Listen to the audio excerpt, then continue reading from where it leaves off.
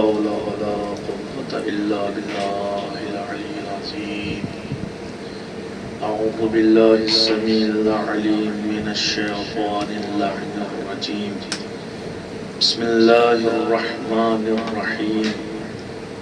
الحمد لله رب العالمين والصلاة والسلام على صاحب التاج والمعراج والبراق والعلم دافع البلاء والوباء والقحط والمرض والألم. اسمه مكتوب مرفوع منقوش منور معطر مطهر في البيت والحرم. شمس الضحى بدر الدجى صدر العلا كنف الورى مصباح الظلم. جميل الشيء وشفيع الأمم والله عاصمه والبراق مركبه. سدرة المنتهى مقامه قاب قوسين سيد المرسلين وراحة للعاشقين. مولانا ومولى الكونين جد الحسن والحسين محبوب رب المشرقين والمغربين أبي القاسم محمد. اللهم صل على محمد وعلى أهل بيته الطيبين الطاهرين المعصومين المظلومين المنتخبين المنتجبين. ولعنة الله على أعدائهم أجمعين من الآن إلى قيام يوم الدين. أما بعد فقد قال إمامنا الباقر عليه السلام: بنا عرف الله بنا عبد الله ونحن الأدلاء على الله ونحن السبيل النجاة. صلى الله عليه وسلم. اللهم صل على محمد وآل محمد. محترم و معزز سامعین کرام، واجب الاحترام مومنین، پوری کائنات میں غم حسین اور بالخصوص آج نبی کا غم، امام حسن کا غم منایا جا رہا ہے. پوری کائنات میں فرش عزا بچھا ہوا ہے. منبر پر فضائل و مسائل بیان کیے جا رہے ہیں، لیکن ایک عقیدت بھرا جملہ کہہ کر گفتگو کا آغاز کروں کہ ساری کائنات میں جہاں جہاں بھی منبر سجا ہے، فرش سجا ہے، فضائل بیان کیے جا رہے ہیں، وہاں ایک معمولی سا فرق ہے. وہ فرق یہ ہے، بسیط فرق ہے کہ پوری کائنات میں فرش پہ بیٹھنے والے سامعین تو بدلتے نظر آتے ہیں، منبر پہ بیٹھا ہوا ذاکر تو بدلتا ہوا نظر آتا ہے، لیکن سننے اور سمجھنے کا معیار اور مرکز بدلتا ہوا نظر نہیں آتا. گویا جملے کو بدل کر کہہ دوں کہ ذاکر تو بدلتا ہے مگر ذکر کا محور نہیں بدلتا، ذکر کا منبع نہیں بدلتا، ذکر کا معیار نہیں بدلتا، ذکر کا مرکز نہیں بدلتا، کیونکہ ذکر کا مرکز حق و حقانیت ہے. قرآن حق ہے، رسالت حق ہے، وحدانیت حق ہے، نبوت حق ہے، امامت حق ہے. عقیدت یہ ہے کہ انسان اس طریقے سے جیے جس طریقے سے حکم الہی ہے، اس طریقے سے مرے جو حکم الہی کی پابندی کے ساتھ. ایک صلوات پڑھیں بر محمد میں.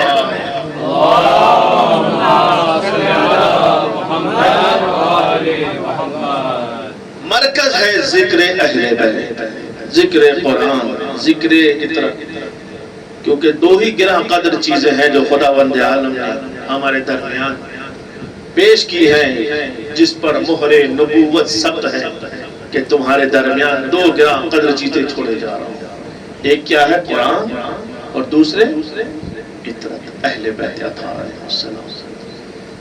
یا جملے کو بدل کر کہہ دوں کہ یہ بھی قرآن ہے، یہ بھی قرآن ہے. فرق یہ ہے کہ ایک سامت ہے ایک ناطق ہے. عزیزان محترم طلباء کا مجمع ہے, عقیدت بھرا ایک جملہ کروں اور ایک جملہ کہہ کر گفتگو کو آگے بڑھاؤں کہ دیکھیں قرآن دونوں ہی ہیں. ایک قرآن سامت ہے, ایک قرآن ناطق ہے. سامت اور ناطق بالکل واضح ہے. ایک خاموش رہ کر قصیدے پڑھ رہا ہے, ایک بول کر قصیدے پڑھ رہا ہے. ایک خاموش رہ کر ہدایت دے رہا ہے, ایک بول کر ہدایت دے رہا ہے. ایک خاموش رہ کر نور ہے, ایک بول کر نور ہے. ایک خاموش رہ کر شفاعت کرے گا, دوسرا بول کر شفاعت کرے گا. ایک خاموش رہ کر بشیر ہے, دوسرا بول کر بشیر ہے. ایک خاموش رہ کر نذیر ہے, دوسرا بول کر نذیر ہے. یعنی دونوں ہی ہدایت, دونوں ہی بشارت, دونوں ہی نور, دونوں ہی ہدایت, دونوں ہی ایمان کا سرچشمہ. لیکن فرق یہ ہے ایک خاموش ہے, دوسرا بول رہا ہے. اور گفتگو سمیٹ دوں, قرآن سامت وہ ہے کہ جس نے قرآن ناطق کے فضائل کو سمیٹ رکھا ہے. قرآن ناطق وہ ہے جس نے قرآن سامت کو فضائل کو بھی رکھا ہے. سبحان اللہ. ایک سلوات پڑھیں بر محمد اللہم صلی علی محمد وآل محمد. قرآن سامت وہ ہے کہ جس نے قرآن ناطق کے فضائل کو سمیٹا ہوا ہے. قرآن ناطق وہ ہے کہ جس نے قرآن سامت کی آیات کو تفسیر دی ہے. عزیزان محترم یہ معمولی جملہ نہیں ہے. قرآن کی آیتیں تفسیر کی محتاج ہیں اور تفسیر دینے والا کوئی نہیں ہے. سب سے اعلیٰ و بالا اگر کوئی تفسیر دینے والے ہیں قرآن کی آیتوں کو تو وہ ہے اہل بیت اطہار علیہ السلام.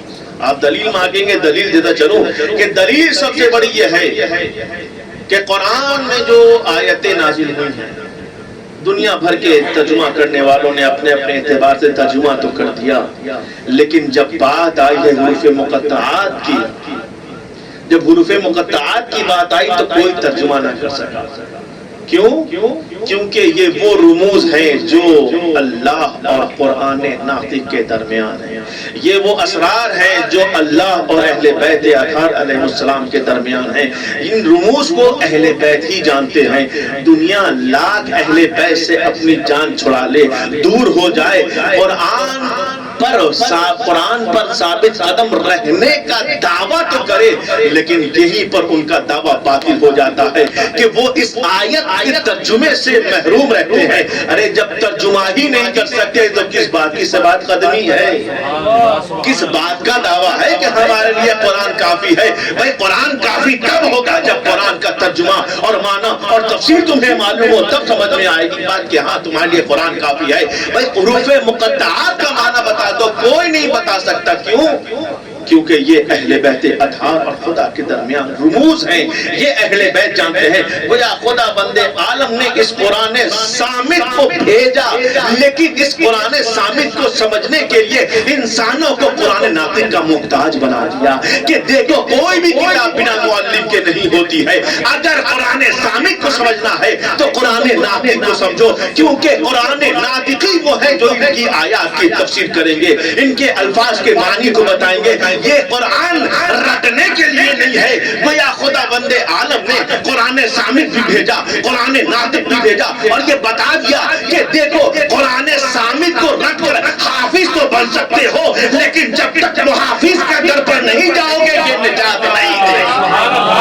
سوال پڑھیں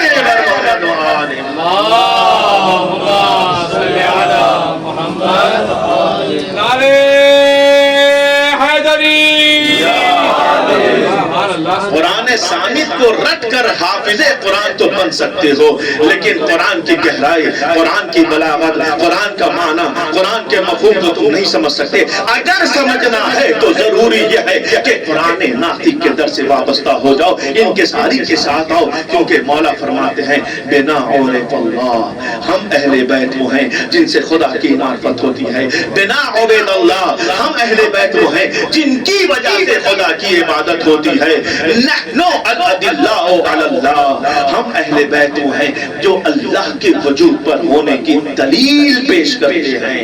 نحنو السبیل النجات. ہم کون ہیں؟ ہم ہی راستہ ہیں. کون سا راستہ ہے؟ سبیل النجات. عزیزان محترم، پوری کائنات میں آپ دیکھیں، چاند رات سے لے کے آج تک اور 8 ربیع الاول تک یہ سلسلہ جاری رہے گا کہ ہر جگہ جہاں جہاں فرش عزا بچھایا جا رہا ہے، عزا خانے کے اندر، گھر کے اندر فرش عزا بچھ رہا ہے، لیکن گھر کے باہر، عزا خانے کے باہر سبیل لگائی جا رہی ہے. کوئی پانی کی سبیل لگا رہا ہے، کوئی دودھ کی سبیل لگا رہا ہے، کوئی شربت کی سبیل لگا رہا ہے، کوئی کھانے کی سبیل لگا رہا ہے. بھائی یہ سبیل کیا ہے؟ کہا یہ بتایا جا رہا ہے کہ دیکھو کھانے تو بہت سے کھائے ہوں گے، شربت تو بہت سے پیے ہوں گے، پانی تو بہت پیا ہوگا، دودھ تو بہت پیا ہوگا، ذرا حسین کا صدقہ پی کر جسم کو پاک کر لو.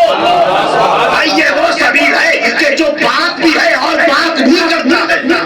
لیکن عزیزان محترم، ہمیں ان سبیلوں کو مادی سبیل تک محدود نہیں کرنا ہے. یہ نہیں دیکھنا ہے کہ اگر عزا خانے کے باہر، امام باڑوں کے باہر، گھروں کے باہر اگر سبیل لگ رہی ہے پانی کی، کھانے کی، شربت کی، جوس کی، تو یہ نہ سوچنا کہ یہ سبیل صرف مادیات پر مبنی ہے. نہیں عزیزان محترم، اگر عزا خانے کے باہر مادیات پر مبنی سبیل لگائی جا رہی ہے تو ذرا عزا خانے کے اندر آ جاؤ، فرش عزا پر آ جاؤ. یہاں توحید کی معرفت کی سبیل لگ رہی ہے، عرفان کی سبیل لگ رہی ہے، معرفت کی سبیل لگ رہی ہے، ہدایت کی سبیل لگ رہی ہے، شفاعت کی سبیل لگ رہی ہے. یہ وہ مرکز ہے جہاں پر آؤ تو تمہیں یہاں ہدایت ملے گی، آخرت میں شفاعت ملے گی. صلوات پڑھیں پر محمد وآل.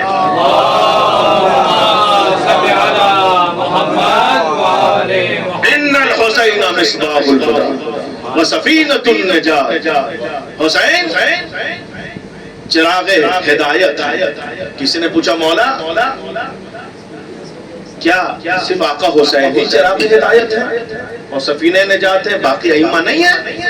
تو مولا نے کیا فرمایا پڑھ کر کہ یقیناً تمام ائمہ اطہار چراغ ہدایت ہے، مصباح الہدی ہیں، سفینۃ النجات ہے. لیکن ان السفینۃ الحسین اوسع واسرع. لیکن حسین کا سفینہ زیادہ ہی وسیع ہے اور زیادہ ہی تیز چلنے والا ہے. عزیزان محترم، کیسے پتا چلے کہ اوسع ہے اور سفینہ کیا ہے؟ حسین کا سفینہ ایک نہیں ہے، جہاں فرش عزا بچھ جائے وہ سفینۃ الحسین، جہاں بچھ جائے وہاں مصباح الہدی ہے. منبر سے چراغ کا ایک چراغ ہدایت جلایا جا رہا ہے. حسین حسین کا کلمہ یہ بتا رہا ہے کہ ہدایت ملے گی فرش عزا پر، نجات ملے گی فرش عزا پر. عزیزان محترم، حسین کا سفینہ اسرع ہے، اوسع. اوسع کیسے ہے؟ مسجدوں میں حکم ہے کافر نہ جائے، مشرک نہ جائے، لیکن فرش عزا ایسا فرش ہے جہاں پر کافر بھی آ جائے، مشرک بھی آ جائے. اب پتا چلا اللہ کا سفینہ اوسع ہے یا حسین کا سفینہ اوسع ہے. بیت اللہ یقیناً ایک حد ہے، شرعی قوانین ہے وہاں پر، لیکن اللہ نے اسی حسین کے ذریعے اس مسجد تک پہنچانے کا ایک وسیلہ اور واسطہ فرش عزا کیا. اگر پہچاننا ہے کائنات کو نجات چاہیے، ہدایت چاہیے، تو کہیں جانے کی ضرورت نہیں ہے. اسی قرآن صامت کو پڑھو تاکہ قرآن ناطق تمہیں سمجھ میں آئے. بنا اور اللہ، یہ مولا کا دعویٰ ہے.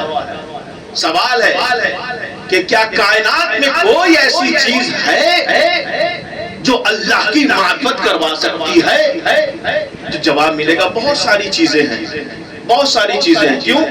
کیونکہ دلیل علمی اور لمی اس میں گفتگو، آپ سب طلبہ اس کو بہتر جانتے ہیں، اس کے ذریعے اگر گفتگو کی جائے تو کچھ معرفت علت سے معلول کی طرف ہوتی ہے، کچھ معلول سے علت کی طرف ہوا کرتی ہے، کچھ اثر سے مؤثر کی طرف ہوا کرتی ہے معرفت، کچھ مؤثر سے اثر کی طرف ہوا کرتی ہے. گویا یہ کہا جائے کہ یہ کائنات، یہ شمس، یہ قمر، یہ بحر، یہ فضا، یہ خلا، یہ نظام چرند پرند، یہ جتنے بھی نظام ہیں کائنات کے، یہ دلالت کرتی ہیں. یہ کیا ہے؟ علت ہے اس بات کی کوئی نہ کوئی اس کا خالق ہے, کوئی نہ کوئی اس کا پیدا کرنے والا ہے, کوئی نہ کوئی ہے جس نے اس کو وجود بخشا ہے. عزیزان محترم, تو دلیل کبھی کبھی علت سے معلول کی طرف ہوا کرتی ہے اور کبھی کبھی معلول سے علت کی طرف ہوا کرتی ہے, لیکن کبھی کبھی دلیل جو اگر علت اور معلول کے ذریعے ہو تو وہاں پر ایک غور کرنا پڑے گا. چونکہ ہم سب طلبہ ہیں, ہمیں فضیلت کا گوشہ نکالنے کی ضرورت ہوتی ہے. اگر ہم منطق بھی پڑھ رہے ہیں تو اس میں فضیلت اہل بیت کو تلاش کریں, صرف نو جو بھی پڑھ رہے ہیں اس کے ذریعے بھی ہم کوئی نہ کوئی گوشہ ایسا نکالیں کہ جس سے فضیلت اہل بیت سامنے آئے. عزیزان محترم, علت اور معلول کی بحث میں جب گفتگو ہوتی ہے کہ یہ ساری چیز, جب پوچھا کسی نے خدا ہے یا نہیں ہے تو بڑھیا چکی چلا رہی تھی, سنا واقعہ ہے, سبھی معروف واقعہ ہے, کہا چکی روک دو, وہ رک گئی, کہا پھر چلاؤ, پھر چلنے لگی. کہا جب ایک معمولی سی چکی چلانے والے کے بنا نہیں چل سکتی تو یہ مکمل نظام بنا چلانے والے کے کیسے چل سکتا ہے؟ کسی نے بڑھ کے پوچھا صحرا میں مولا علی سے, مولا یہ بتائیے کہ خدا ہے؟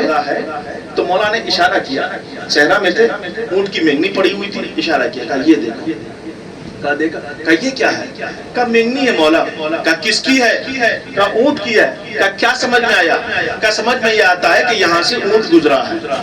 توجہ, کہا ایک معمولی سی مینگنی جس کی کوئی اہمیت نہیں ہے, جس کی کوئی قیمت نہیں ہے, دنیاوی اعتبار سے کوئی اہمیت نہیں ہے, اسے دیکھ کر تم سمجھ رہے ہو کہ کوئی اونٹ یہاں سے گزرا ہے. مولا نے فرمایا البعر تدل علی البعیر, یہ مینگنی دلالت کر رہی ہے کس چیز پر؟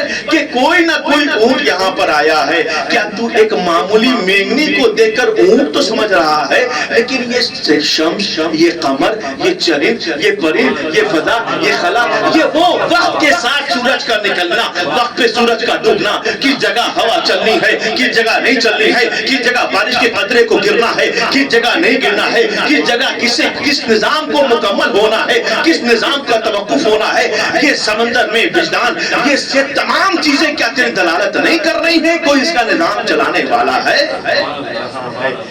ایسے ہی ایک اور شخص پڑھا, ملحد, ناستک جسے کہتے ہیں, وہ آگے کہتا ہے خدا ہے تو دلیل دیجئے.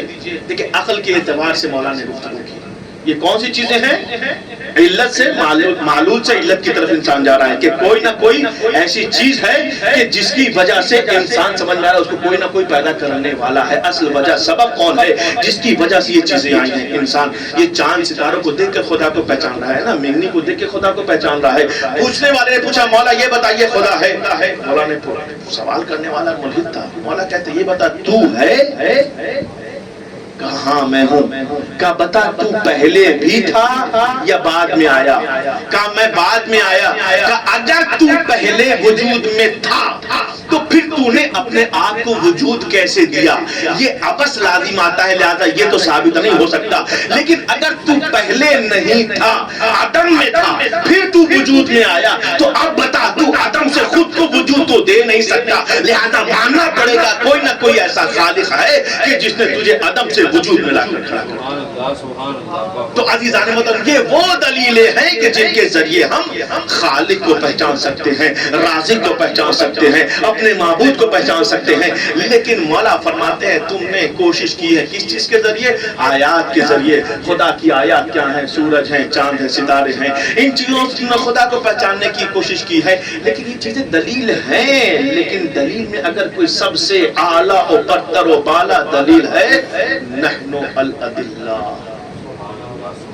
ہم اہل بیت سب سے بڑی دلیل ہیں خدا کے وجود پر. تمہیں اگر سمجھنا ہے تو چاند ستاروں سے خدا کو سمجھنے کی ضرورت نہیں ہے, چاند ستاروں سے خدا کو سمجھنے کی ضرورت نہیں ہے. تم تو علی والے ہو, حسین والے ہو, فرش عزا والے ہو, اہل بیت سے خدا کو سمجھو کیونکہ تم وہ ہو. فرق دیکھیں, اب ہم یہاں سے ایک بنیادی فرق پیدا کر رہے ہیں. ہم وہ ہیں جو تمام چیزوں کو دیکھ کر خدا کو سمجھتے ہیں, کسی علت سے معلول کی طرف جاتے ہیں, کسی معلول سے علت کی طرف آتے ہیں. لیکن خدا کی قسم اہل بیت کی معرفت وہ ہے کہ جو ہماری طرح نہیں ہے بلکہ ان کی معرفت الگ ہے. وہ فرماتے ہیں یا من دلّا ذاتہ بذاتہ, اے وہ خدا سبحانہ کہ پاک و پاکیزہ ہے اس کی ذات کہ جس کی ذات اس کی ذات پر دلیل ہے، یہ وہ ان سے پہچان ہے۔ لہذا اب ضروری یہ ہے، اور چونکہ علم عقائد کی ایک گفتگو آپ بہتر جانتے ہیں علم کلام میں،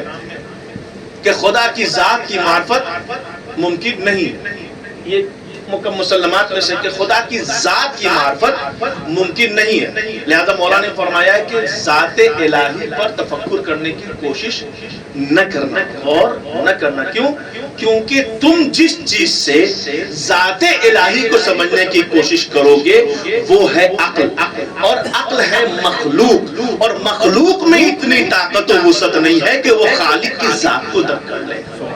لہذا تم ذات کو تو نہیں سمجھ سکتے، تو پروردگارا حکم قرآن ہے وَمَا خَلَقْتُ الْجِنَّ وَالْإِنسَ إِلَّا لِيَعْبُدُونِ، کہ میں نے جن و انس کو خلق ہی نہیں کیا مگر اس لیے کہ وہ میری عبادت کرے، میری معرفت حاصل کرے۔ اور تم نے اہل بیت کو بھی بھیج دیا یہ کہہ کر بنا عرف اللہ بنا عبد اللہ، ہم اہل بیت ہی وہ ہیں کہ جن کے ذریعے تیری معرفت ہوگی اور تیری عبادت ہوگی۔ پروردگارا جب تیری ذات کی معرفت ہی نہیں ہو سکتی تو ان سے ہم معرفت کیسے حاصل کریں؟ عقل قبول نہیں کر سکتی کیونکہ مخلوق ہے، مخلوق میں اتنی طاقت و وسعت نہیں کہ خالق کو سمجھ سکے۔ عزیزان محترم، یہی بتانے کے لیے اہل بیت کو خدا نے خلق کیا، کہا یاد رکھو ہم وہ ہیں کہ جو جسم و جسمانیات سے منزہ و مبرہ ہیں۔ خدا کی ذات جسم و جسمانیات سے منزہ و مبرہ ہے۔ یقیناً ذات الہی سمجھ میں نہیں آ سکتا، لیکن افعال الہی، کردار الہی، اللہ کی رضا، اللہ کی چاہت، اللہ کا غضب، اللہ کا قہار، اللہ کا غضبناک ہونا، وہ سب سمجھ میں آنا چاہیے، کیونکہ اسماء الہی موجود ہے۔ قہار بھی ہے، مومن بھی ہے، جبار بھی ہے، وہ تمام صفات کا مالک ہے۔ کہ ذات سمجھ میں نہیں آئے گی لیکن صفات سمجھو، کیونکہ صفات عادی نہیں ہے بلکہ خدا کی صفات ہے، اور صفات کہیں اور نہیں مظہر الہی میں ظاہر ہو گئی۔ سبحان اللہ، یعنی ایک سوال پڑھے بر محمد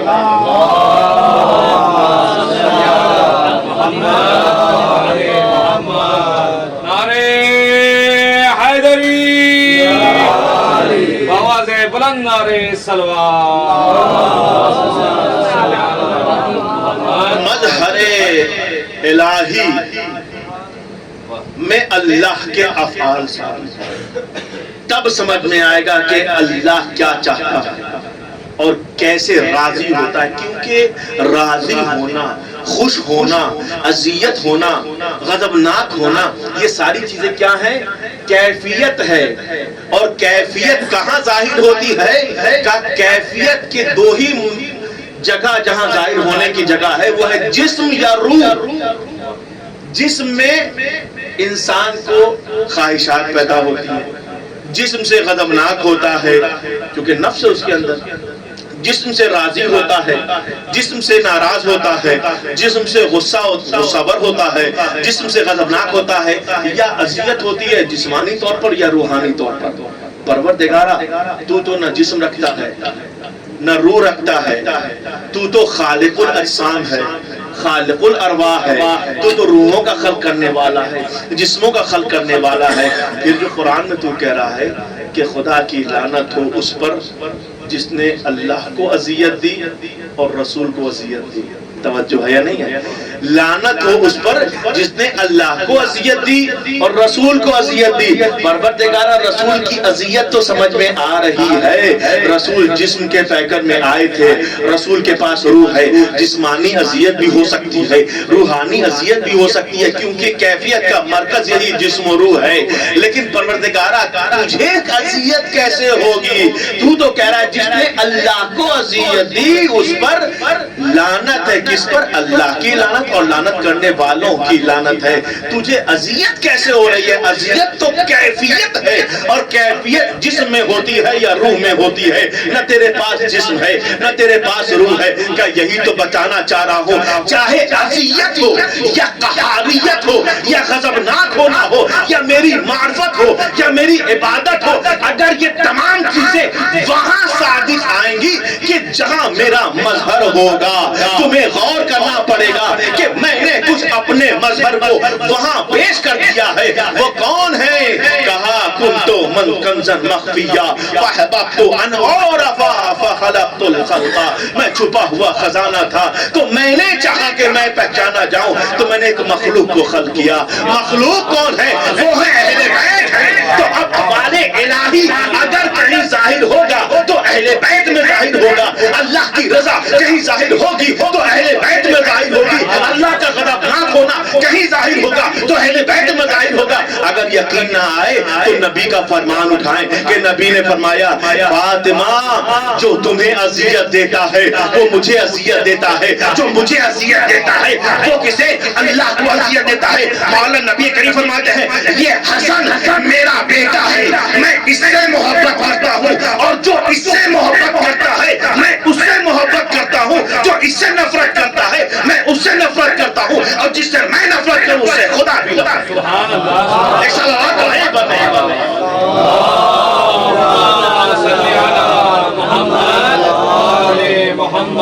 تو اللہ کے غضبناک ہونے کے اور اذیت ظاہر ہونے کا مرکز اور محور کون ہے؟ اہل بیت۔ کیونکہ یہ وہ ہیں کہ جن کو اللہ نے دنیا کی وجہ سے خلق نہیں کیا ہے، توجہ چاہتا ہوں، دنیا کو ان کے صدقے میں خلق کیا ہے۔ اگر یہ خلق کرنا مقصود نہ ہوتے تو دنیا خلق نہ ہوتی۔ لولاک لما خلقت الافلاک، اے میرے حبیب اگر آپ کو خلق کرنا مقصود نہ ہوتا تو یہ افلاک، یہ زمین، یہ ستارے، یہ چاند، یہ کہکشائیں خلق نہ کرتا۔ تو خلق کس کی بنیاد پر ہوئے؟ توجہ چاہتا ہوں، اب ایک فکر کی طرف لے جانا چاہتا ہوں، تھوڑا بیداری کا ثبوت دیتے باوت بلند سلوات۔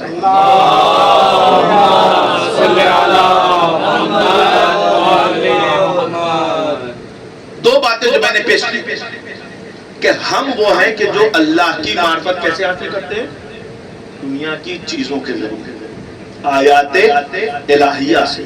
لیکن اہل بیت وہ ہیں کہ جو آیات الہیہ سے خدا کو نہیں پہچانتے، وہ ذات الہی کو ذات الہی سے پہچانتے ہیں۔ یا من اللہ ذاتہ، ان کی معرفت کا محور ہی الگ ہے۔ ہم تو وہ ہیں کہ جو صدقے اہل بیت لے کر کچھ نہ کچھ سمجھنے کی کوشش کر رہے ہیں، اپنے اپنے کشکول میں کی وسعت کے اعتبار سے اللہ کی معرفت لے رہے ہیں اور اس کی عبادت کر رہے ہیں۔ لیکن عزیزان محترم، دلیل کے طور پہ کیا پیش کیا جائے کہ کیسے؟ دلیل میں نے دے دی ہے لیکن ذرا وضاحت کر دوں۔ ہم وہ ہیں کہ جو کب خلق ہوئے ہیں کہ جو چاند، سورج، ستاروں کی خلقت کے بعد کئی عرصے بعد ہم دنیا میں آئے، اور اب ہم اللہ کی معرفت اس کے حکم کے مطابق اس کو سمجھنے کی کوشش کر رہے ہیں، تو وہ چیزیں تلاش کر رہے ہیں جس سے خدا سمجھ میں آ جائے۔ لہذا ہم نے اپنی معرفت میں تمام چیزوں کو شامل کر لیا، لیکن اس میں سب سے اعلیٰ خوش نصیبی ہے کہ ہم وہ ہیں کہ جو سب سے اعلیٰ دلیل نحن الادلاء اللہ اہل بیت کو اپنا مرکز بنا لیا، الحمدللہ۔ لیکن جو مولا اللہ نے فرمایا ہے لولاک لما خلقت الافلاک، اگر تمہیں خلق کرنا مقصود نہ ہوتا تو افلاک کو خلق نہیں کرتا، یعنی زمین، آسمان، ستارے، تمام چیزوں کو خلق نہیں کرتا۔ عزیزان محترم، 28 سفر ہے آج، رسول کی رحلت، وفات، اور حقیقت تو یہ ہے شہادت کی تاریخ ہے اور امام حسن کی شہادت کی تاریخ ہے۔ دیکھیں، پہچانے کہ ہم کس طریقے سے اللہ کو پہچان رہے ہیں اور ان لوگوں نے کس طریقے سے اللہ کو پہچانا ہے۔ ہم نے دنیا کی چیزوں سے خدا کو پہچانا ہے جب دنیا کی چیزیں تھی ہی نہیں، اور یہ تھے لولاک لما خلقت الافلاک، افلاک کو خلق ہی نہ کرتا اگر آپ نہ ہوتے تو اس کا مطلب سب سے پہلے کون آیا؟ اہل بیت تھا۔ یقین نہ آئے قرآن کی طرف چلے، قرآن کہہ رہا ہے کہ اللہ کی خدمت میں، اللہ کے روز محشر جتنی بھی چیزیں ہیں کائنات کی، اللہ کے پاس جب پیش کی جائیں گی تو وہ عبد بن کر آئیں گے، عبد ہوں گے۔ توجہ چاہتا ہوں، اللہ یات الرحمن عبد، کہ جتنی بھی چیزیں ہوں گی وہ عبد ہوں گی۔ اس کا مطلب کائنات کی ہر چیز کیا ہے؟ عبد ہے۔ زمین، ستارے، کہکشائیں، ذرات، ہر چیز کیا ہے؟ عبد ہے۔ یہ حتمی فیصلہ ہے قرآن کا کہ یہ ساری چیزیں عبد ہیں۔ لیکن قرآن نے جب اب ساری چیزیں ہیں تو اب دوسری طرف قرآن کہہ رہا ہے ان کانا للرحمن ولد، انا اول العابدین قل ان کان للرحمن ولد فانا اول العابدین. اے میرے حبیب آپ ان سے کہہ دیجئے کہ اگر اللہ کا کوئی بیٹا ہوتا فانا اول العابدین میں سب سے پہلا عبد ہوں. ایک طرف قرآن کہہ رہا ہے کہ دنیا کی تمام چیزیں عبد ہیں اور دوسری طرف قرآن کہہ رہا ہے فَأَنَا أَوَّلُ الْعَابِدِينَ آپ سب سے پہلے عبد ہیں. تو یہ جتنی بھی چیزیں ہیں وہ ہیں عبد الہی اور ذات رسالت ہے اول العابدین سب سے پہلا عبد ہے. اس کا مطلب کیا ہوا؟ یہ چاند بھی عبد ہے میرا رسول بھی عبد ہے لیکن چاند بعد میں رسول کی خلقت پہلے. یہ کہکشائیں بھی عبد ہیں میرا رسول عبد ہے لیکن عبد رسول عبد کا ہونا سب سے پہلے. یہ زمین یہ ستارے یہ تمام چیزیں عبد ہیں لیکن ذات رسالت بھی عبد ہے اور اول العابدین کا خطاب قرآن دے رہا ہے. اس کا مطلب تمام چیزیں عبد ہیں اور سب سے پہلا عبد کون ہے؟ رسول کی ذات ہے. تو جب رسول کی ذات آل رسول کی ذات سب سے پہلے ہیں ان عبدوں سے پہلے ان عبد سے پہلے تو اس کا مطلب ہے اب اس کی معرفت اس عبد کی بنیاد پر نہیں ہوگی ان کی معرفت اس کی بنیاد پر. توجہ ہے نا؟ یعنی اب وہ اس کے محتاج نہیں ہوں گے یہ کائنات اس کی محتاج بنے گی. یہی وجہ ہے کہ ہم اپنی جتنی بھی عبادتیں ہیں جتنی بھی معرفت ہے جتنی بھی تسبیح ہے تحلیل ہے سب میں ہم کس کے محتاج ہیں؟ معرفت کے. معرفت کہاں ملے گی؟ کہاں در اہل بیت پر ہے. اب دو باتیں اور بس توجہ چاہتا ہوں جلدی ختم کر رہا ہوں. ابھی تک آپ چیزوں کی بات کر رہے ہیں نا سن رہے ہیں. جب اہل بیت سب سے پہلے عبد ہے توجہ چاہتا ہوں نبی نے کیا فرمایا؟ اول ما خلق اللہ نوری. اب نبی کی بھی سند آ گئی. قرآن نے بھی کہا اول العابدین نبی نے بھی کیا کہا؟ اول ما خلق اللہ نوری اللہ نے سب سے پہلے میرے نور کو خلق کیا. اس کا مطلب سب سے پہلے کا مطلب ہوتا ہے سب سے پہلے. اب کوئی بھی چیز نہیں ہے اس سے پہلے کیا ہے؟ نور محمد ہے صلی اللہ علیہ وسلم. اس کا مطلب عبد کے اعتبار سے بھی سب سے پہلے نبی کریم نور کے اعتبار سے بھی سب سے پہلے نبی کریم. لیکن اب کچھ حدیثیں ایسی ملی جہاں پر ذہن تھوڑا پس و پیش میں پڑنے لگا لوگوں کا میرا نہیں. وہ یہ کہ نبی نے بڑھ کر کہا اول ما خلق اللہ العقل اللہ نے سب سے پہلے عقل کو خلق کیا. پھر فرمایا اول ما خلق اللہ العلم اللہ نے سب سے پہلے علم کو خلق کیا. پھر فرمایا اول ما خلق اللہ القلم اللہ نے سب سے پہلے قلم کو خلق کیا. تو یقیناً حدیثیں 4-5 سامنے آ گئی سب میں اول لگا ہوا ہے. تو یہ کیسے ممکن ہے کہ عقل بھی اول ہو علم بھی اول ہو عقل بھی اول ہو قلم بھی اول ہو اور نور رسالت بھی اول ہو؟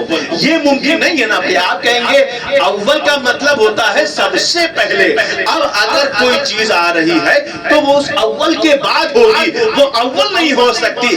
عزیزان محترم کیا نعوذ باللہ کلام رسالت میں کوئی تضاد پایا جا رہا ہے؟ نہیں کوئی تضاد نہیں پایا جا رہا ہے. نبی کریم کی کلام میں فصاحت بھی ہے بلاغت بھی ہے. ضروری یہ ہے کہ سمجھنے کے لیے در اہل بیت سے متمسک ہونا پڑے گا. جہاں عقل کی وضاحت کی جا رہی ہے جہاں نور کی وضاحت کی جا رہی ہے جہاں علم کی وضاحت کی جا رہی ہے جہاں قلم کی وضاحت کی جا رہی ہے گویا ان وضاحتوں کو اگر سنا جائے سمجھا جائے تب سمجھ میں آئے گا کہ صفات مختلف ہے ذات ایک ہے. کیا عرض کر رہا ہوں؟ کیونکہ اب اگر اختلاف کہتے ہو کہ نعوذ باللہ نبی کے کلام میں تضاد ہے. نبی نے ایک طرف کہا اللہ نے عقل کو خلق کیا سب سے پہلے دوسری طرف کہا علم کو خلق کیا سب سے پہلے پھر کہا عقل کو خلق کیا سب سے پہلے پھر کہا قلم کو خلق کیا سب سے پہلے پھر کہا نور کو خلق کیا سب سے پہلے. تو یہ تضاد اگر مان رہے ہو تو اب دو ہی راستے بچتے ہیں. یا تو نبی کے کلام میں تضاد کا اقرار کر کر دین رسالت سے خارج ہو جاؤ دین اسلام سے خارج ہو جاؤ یا پھر یہ مانو کہ نام مختلف ہے ذات ایک ہے صفات مختلف ہے محور ایک ہے. بھائی یہ ذات رسالت ہے اسے علم کہہ لو قلم کہہ لو نور کہہ لو عقل کہہ لو یہ سب ذات رسالت ہے. صلوات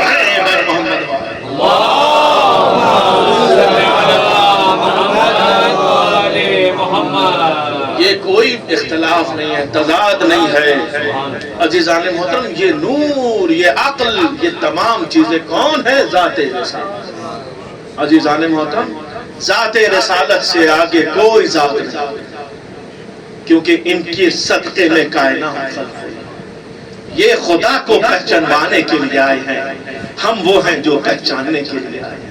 فرق یہی ہے مسلمانوں، تم وہ ہو، بلکہ ہم خود کو بھی شریک کریں، ہم وہ ہیں جو خدا کو پہچاننے کے لیے آئے ہیں، وہ ہیں جو پہچانوانے کے لیے آئے ہیں۔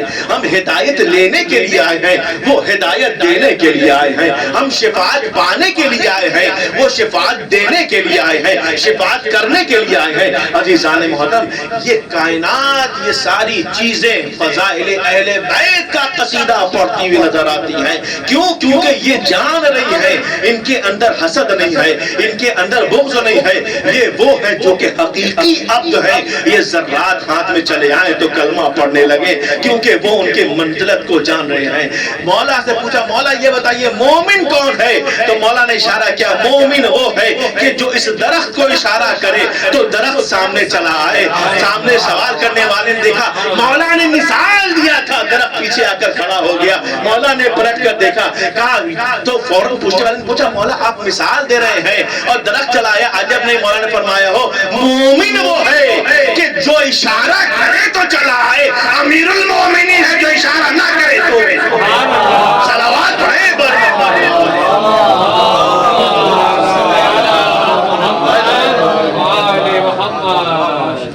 اہل بیت اطہار کس ذریعے خدا کو پہچانا جائے گا؟ نحن الادلاء علی اللہ، ہم اہل بیت وہ ہیں جو دلیل ہے، سب سے اعلیٰ و اعلیٰ دلیل۔ دنیا کی چیزیں دلیل ہیں، لیکن اہل بیت سے بڑھ کر کوئی دلیل نہیں، اہل بیت سے بہتر کوئی دلیل نہیں، کیونکہ اللہ نے رسول کے صدقے میں کائنات کو خلق کیا ہے اور آل رسول کے صدقے میں کائنات کو خلق کیا ہے۔ ابھی حدیث کے ساتھ پڑھی گئی، کیا فرمایا اس میں کہ یہ چاند، یہ ستارے، یہ تمام چیزیں خدا نے خلق کی ہیں، کس کے؟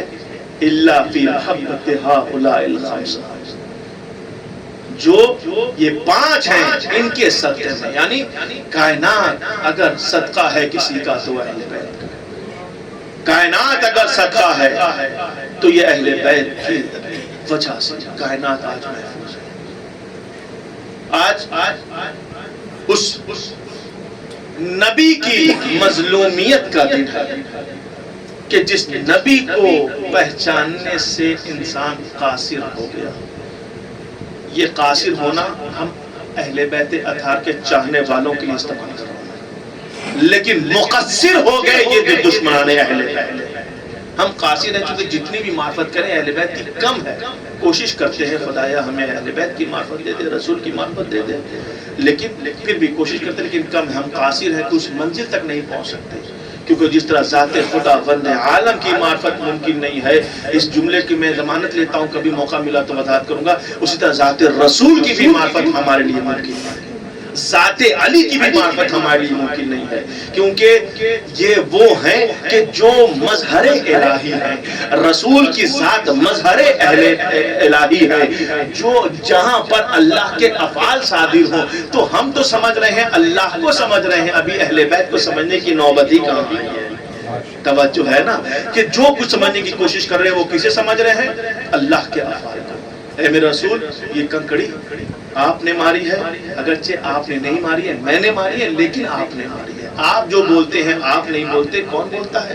وحی الہی ہوتی ہے، یعنی رسول بولیں تو اللہ کا کلام، رسول کریں تو اللہ کا فعل، یعنی یہ مقصد یہ ہے کہ کریں گے بولیں گے کون؟ اہل بیت، لیکن ہوگا فعل اور قول ہوگا خدا۔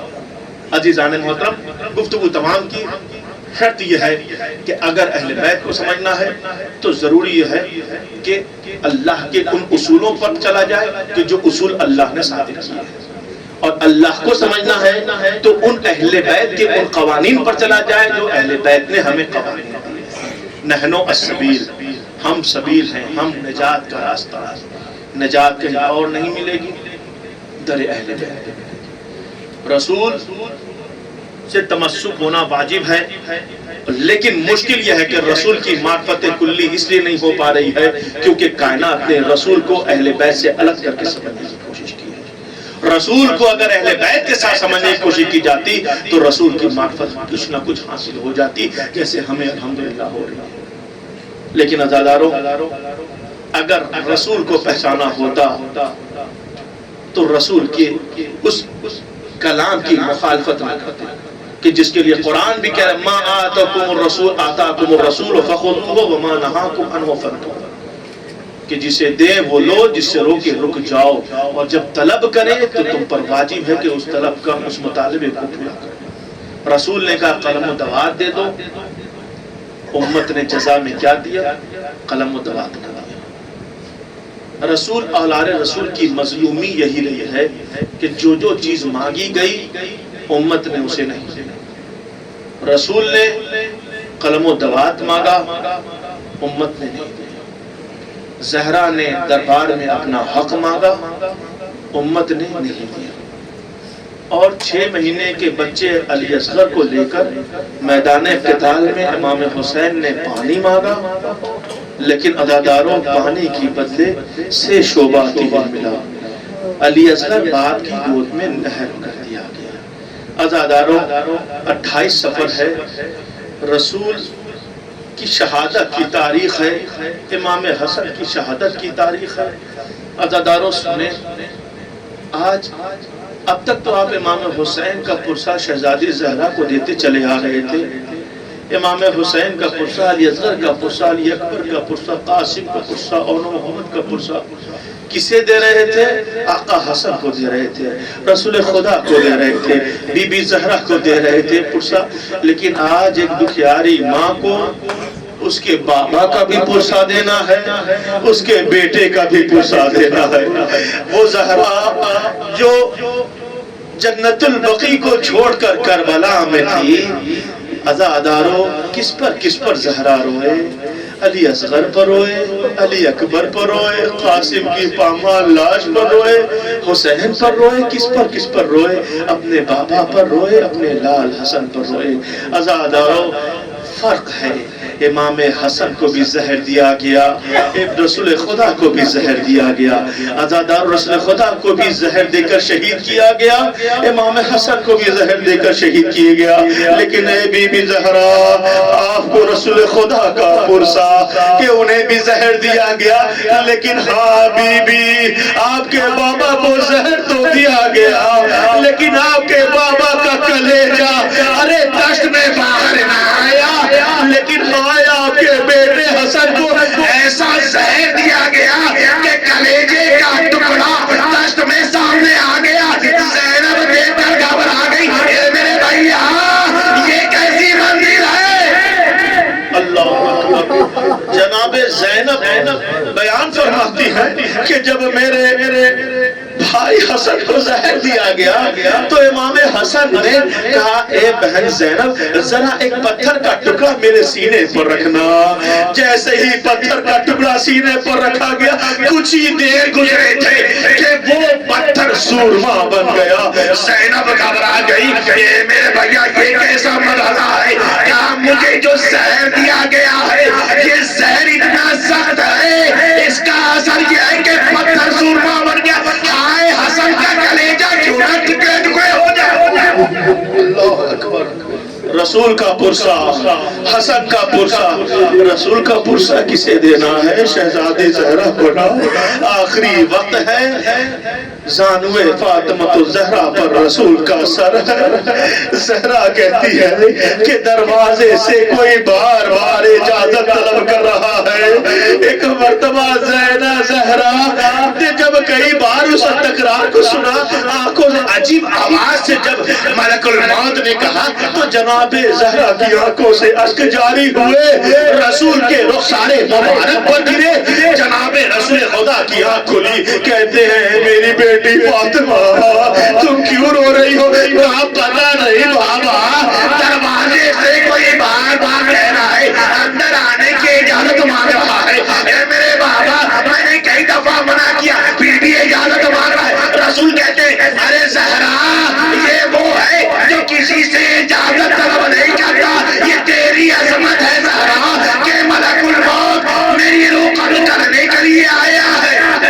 سے اجازت طلب کر رہا ہے۔ اللہ اکبر، آوازیں گریہ بلند ہے۔ عزادارو زہرا، ذرا بی بی زہرا پرسہ پیش کرتے ہیں آپ کو، آپ کے بابا کا پرسہ۔ مالائے کائنات کو قریب بلایا، کہے علی مجھے غسل آپ ہی دیجئے گا، کفن بھی آپ پہنائیے گا، کفن بھی آپ دیجئے گا۔ عزادار ہو، آپ کائنات میں دیکھتے آئے ہیں کہ معمولی سے معمولی انسان کائنات سے گزرتا ہے، جنازے میں کچھ نہ کچھ مجمع ضرور ہوتا ہے، لیکن ہاں یہ رسول جس کی کائنات، جس کے صدقے میں کائنات خلق ہوئی ہے، اس رسول کے جنازے میں بس 11 لوگ ہیں، صرف 11 دفن کرنے والے ہیں۔ تشبیہ جنازہ میں یہی تو مظلومی ہے۔ ایک جنازہ وہ ہے کہ جس میں دفن کرنے والے 11 سے زیادہ نہ ہے۔ ایک جنازہ یہ نانا کا جنازہ تھا، وہ نوازہ کا جنازہ ہے کہ جب جنت البقیع میں آیا نا، عزادار سنیے گا، جیسے ہی امام حسن کا جنازہ جناب رسول خدا کے قریب دفن ہونے کے لیے آیا، ملعونہ نے حکم دیا کہ حسن کے لاشے پر تیروں کی بارش کی جائے۔ عزادارو 5000 تیر بیک وقت چلے، عزادارو قیامت ہو گئی، آئے حسن کے جنازے پر تیر لگا۔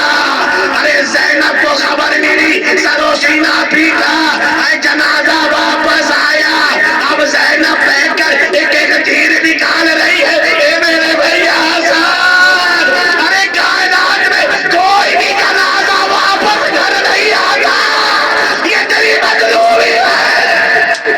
اے میرے بھائیوں، زینب تیر نکال رہی ہے، تیر نکالتے نکالتے زینب گریہ کر رہی ہے، زینب فریاد کر رہی ہے، فریاد کرتے کرتے عزادارو جنازہ دوبارہ جنت البقیع میں گیا، جنت البقیع میں عزادارو دفن کر دیا گیا۔ میں کہوں گا اے مولا حسن بڑے ہی خوش نصیب ہو، آپ کا جنازہ یقین آپ کے جنازے پر تیروں کی بارش ہوئی، نکالنے والی بہن تھی، لیکن ہائے حسین کہ جس کا جنازہ تیروں پر معلق تھا، کوئی تیر بھی نکالنے والا نہ تھا، کوئی دفن کرنے والا نہ تھا۔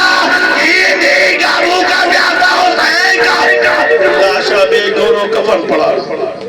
عزادارو سنیے گا، امام حسن جب شہید ہو گئے نا، رسول خدا بھی دنیا سے گزر گئے، ہے دکھیاری ماں رو رہی ہے، بیٹی رو رہی ہے اپنے بابا پر، ادھر ماں رو رہی ہے اپنے بیٹے پر۔ عزادارو امام زمانہ کو پرسہ پیش کرے، رسول خدا کو پرسہ، یا امام زمانہ، یا صاحب رسم الزمان، آپ کو پرسہ پیش کرتے ہیں رسول خدا کا، آپ کو پرسہ پیش کرتے ہیں امام حسن کا۔ بس ایک روایت سنیے گا، جناب زینب سلام اللہ علیہا وہ گھر کی سب سے بڑی خاتون تھی نا۔ عزادارو جب امام حسن کی شہادت کے بعد لوگوں نے پرسہ دینا شروع کیا، پرسہ پیش کیا، سبھی آتے ہیں، بنی ہاشم کی عورتیں جناب زینب کو پرسہ دے رہی ہیں۔ سب نے جب پرسہ دے دیا کے بعد دیگر سب پرسہ دے کر چلے گئے۔ ایک مرتبہ جناب زینب کہتی ہے، بھیا حسین مجھے تمام بیویوں نے پرسہ دیا، مجھے آپ نے بھی پرسہ دیا، لیکن ایک ایسا ہے کہ جس نے مجھے پرسہ نہیں دیا۔ کہا وہ کون ہے؟ کہا میرا بھیا عباس، جس نے میرے بھائی کی شہادت کا پرسہ مجھے پیش نہیں کیا۔ ایک مرتبہ آقا حسین کہتے ہیں، اے عباس، ارے زینب کو پرسہ کیوں نہیں پیش کیا؟